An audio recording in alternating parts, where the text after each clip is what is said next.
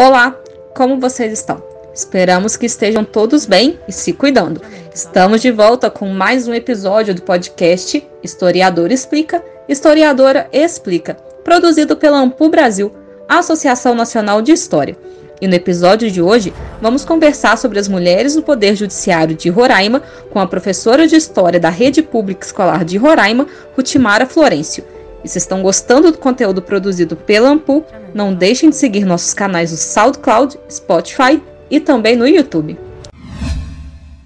Olá, aqui é Rutimara Florencio, professora de História da Rede Pública Estadual de Roraima, e eu estou aqui para falar com vocês sobre o papel das mulheres na constituição do Poder Judiciário do Estado de Roraima. Porém, um pouquinho antes de falar sobre especificamente o papel das mulheres, vamos falar um pouquinho sobre a história de Roraima enquanto Estado.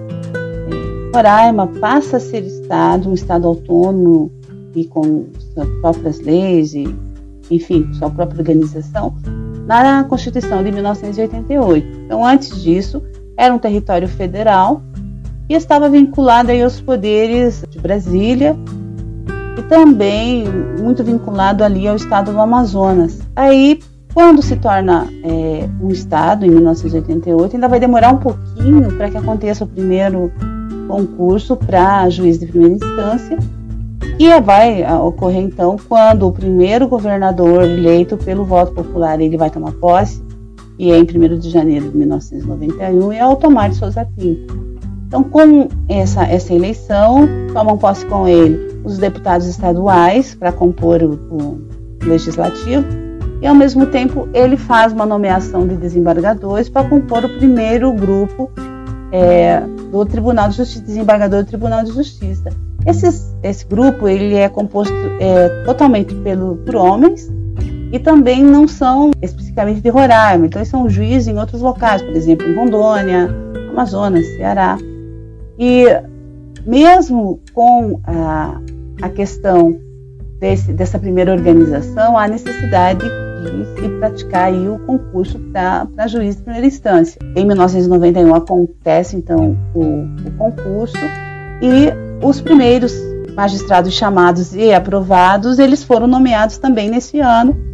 Nesse primeiro grupo, foi chamada apenas uma mulher, que é a Tânia Maria Brandão Vasconcelos, a Tânia Vasconcelos. A desembargadora Tânia Vasconcelos, ela foi a primeira mulher nomeada juíza em 1991. Ela é uma roraimense que teve que estudar fora de Roraima, por conta de não existir uma universidade nos anos 80 na região. Então ela vai para Manaus, ela vai estudar na UFAM, Universidade Federal do Amazonas, assim como seus irmãos e todas as pessoas que conseguiam sair do estado para estudar, elas faziam, porque não tinha ensino superior no estado de Roraima nesse período, 1970, 80 ainda não tinha. Depois, alguns anos depois, vai se instituir uma primeira universidade pública, mas vai demorar um pouco para que as pessoas que vivem em Roraima tenham acesso ao ensino superior. Tânia vai para Manaus, apoiada pela mãe, que, inclusive, numa conversa com ela, meio que lhe aconselha a seguir a carreira do direito, já que ela tinha uma irmã médica e um irmão engenheiro, e ela deixa a casa para estudar fora.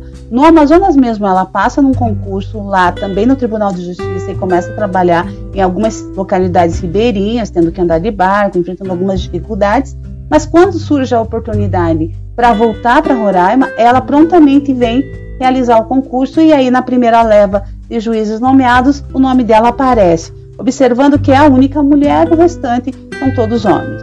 Nesse concurso de 1991, para o Tribunal de Justiça de Roraima, além da Tânia, fizeram o concurso outras mulheres. Nós temos mulheres de fora aí, inclusive. Desembargadora Elaine Cristina Bianchi, de São Paulo, paulista, e também a juíza Graciete Soto Maior, que é uma amazonense. Vamos falar um pouquinho sobre a Elaine Cristina Bianchi. Elaine, ela nasceu e foi criada em São Paulo. Então, ela vem de uma família bastante simples. Ela é aconselhada também pela mãe, então é um ponto que ela tem muito em comum com a desembargadora Tânia, porque ambas são orientadas com a mãe, e as mães das duas não são mulheres que trabalham fora de casa, trabalham apenas em casa. E a Elaine, ela, aos 18 anos, já estando na faculdade de Direito, ela presta um concurso para o TJ de São Paulo e ela já trabalha como concursada no TJ. E foi nesse ambiente de trabalho que ela, vendo a ação dos juízes e tal, ela passa a querer uma carreira no judiciário como juíza. Então, ela, a partir da vivência enquanto trabalhadora, muito nova ainda, aos 18 anos, dentro do Tribunal de Justiça de São Paulo, ela passa a desejar ser juíza, e aí em 1991 ela vem para Roraima fazer esse concurso público para juíza. Junto com ela também faz a Graciete Sotomayor, a juíza Graciete. A Graciete também é de uma família muito simples no Amazonas. Ela, a muito custo, ela consegue conciliar estudo, trabalho e estágio na área de direito, e conseguindo ali a formação e toda uma experiência em escritório de advocacia, ela também vem para Roraima na mesma época fazer o concurso que abriu para a magistratura. Porém, elas não são chamadas no início, elas são chamadas depois. Por esse motivo explica que a desembargadora Tânia Vasconcelos seja a primeira mulher desembargadora do Estado e seja também a primeira mulher que vai ocupar a presidência do TJ Roraima, incluindo 2 mulheres apenas chegaram a ocupar essa posição, e essas 2 também são as únicas desembargadoras no judiciário até agora, que é a Tânia e é a Elaine Bianchi. Elaine, Graciete, Tânia, Lana Leitão. Lana Leitão, ela é também roraimense e também uma mulher que fez concurso para juíza e que também compõe o judiciário roraimense. Como roraimense, ela também não pôde estudar em Roraima por conta da falta de cursos superiores no período em que ela teria que cursar esse ensino superior de Direito. Então, ela estudou Direito em Brasília, na Universidade de Brasília, e depois ela volta para Roraima quando abre essa oportunidade do concurso. Enfim, depois ela é chamada. Então, tanto Tânia quanto a Lana, quanto a Elaine e a Graciete Sotomayor são mulheres que são pioneiras na composição do juizado em Roraima.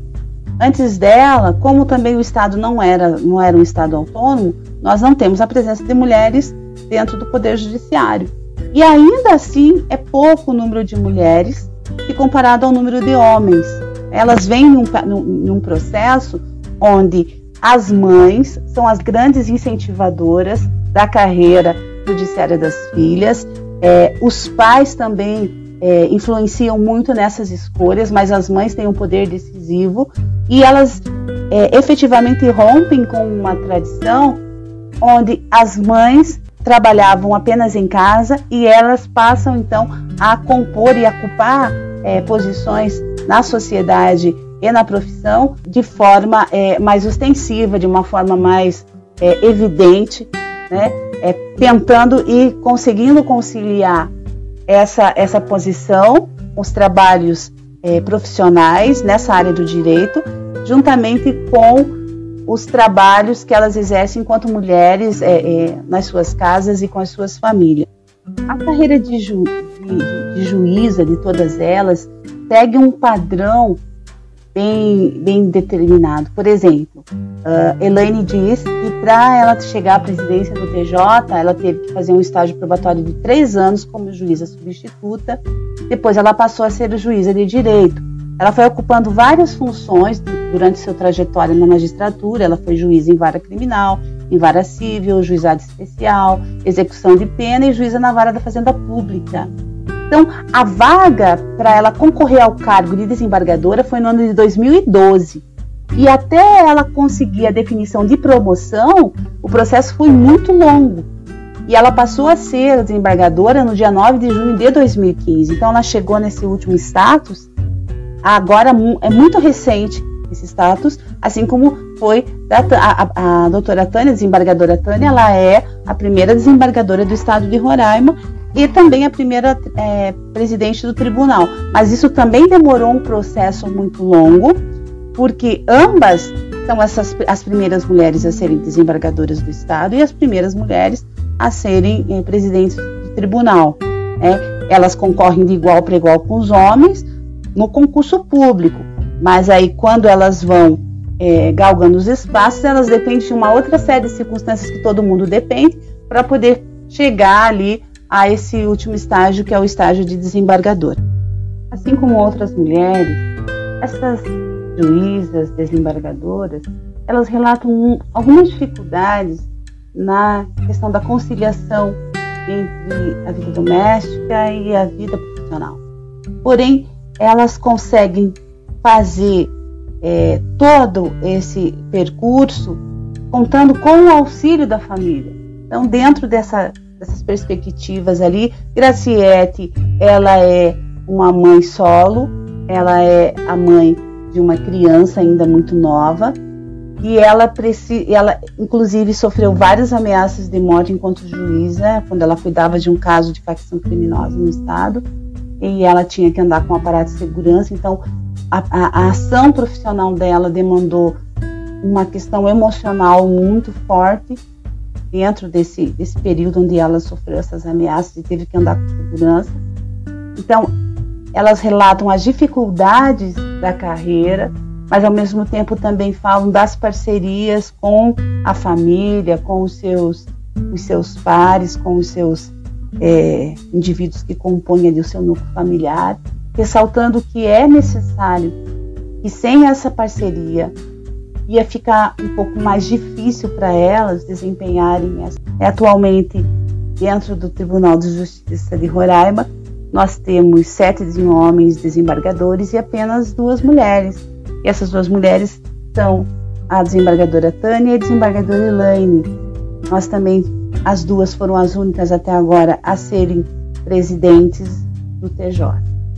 Então, esse episódio foi produzido pela Ampu Brasil, a Associação Nacional de História. A edição é de Mariana Vilar, graduanda em História pela UFOP, e a locução é de Jussara Souza, graduanda em História pela UFOP. Até o próximo episódio do podcast Historiadora Explica, Historiadora Explica.